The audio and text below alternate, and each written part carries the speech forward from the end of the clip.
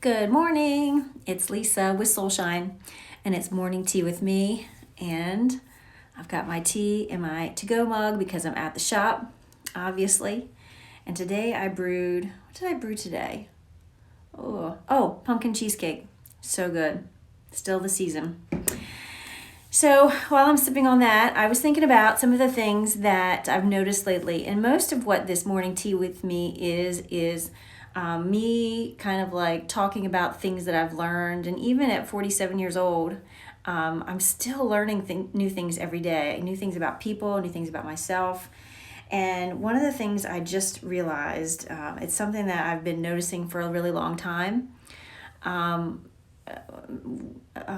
one person and then another person weeks later, and then maybe another month later will span. And it seems like there's a going trend that a lot of people don't know how to pray, and then they don't even approach it because they don't think that they are doing it right or are effective or are heard. So I thought I would jump on real quick and just do the basics of what works for me, and then we'll move forward from there. So I won't be complicated because someone's rattling my front door. Hold on. It's my husband. Sorry about that. So not to complicate it, because it's not a complicated thing. It's a very easy conversation. But it's just like talking to a good friend. You just say what's on your heart. And if I was talking to my best friend, I wouldn't say these and thous as I'm talking to them. I would actually just talk to them out of my heart, like what's burdening my heart, but also like talking to a good friend. And I've learned this too, that many people have a really tough time with conversations. So what I've learned based on some of the women that I really admire, their conversation skills are top notch. And so what I've noticed that they do is they start with thanksgiving and praise. And that's the way we should do any prayer at first.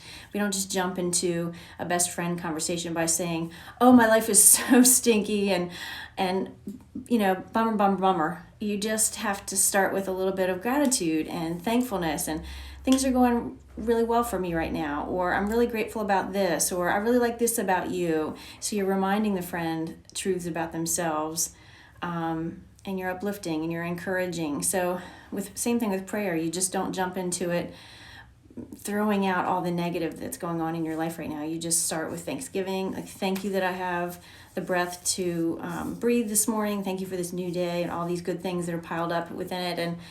And thank you for my supporting husband and my lovely kids and this house above my head and toothbrush and toothpaste and food in the pantry and money in the bank account and clothes on my back and a warm place to work and on. And I mean, as soon as you start, you'll see, just like I did, you'll spiral into a sense of gratitude. So that's how I always start my prayer, with gratitude. And then I move into what are some things that are burdening my heart. And in the end, if I really want to suck it to a power punch prayer, I pull out scripture, because scripture is more powerful than a double-edged sword. So I go in and find scripture about finances or anger or whatever it is whatever I am dealing with in that moment, whether it's prosperity or health, or somebody else is dealing with some health issues. I'll find some scriptures about health, anything about blessing. So one of the most common scriptures I add into my prayer to supercharge it is, I always say, everything I touch is blessed. I always say I'm increasing in wisdom and stature and favor among God and man. It's scriptural. I throw it in there.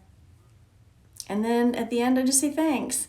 It doesn't have to be long or complicated, and I do it throughout the day. So if I see an ambulance go by, I shoot up prayers for wisdom and healing and clear path to the injured.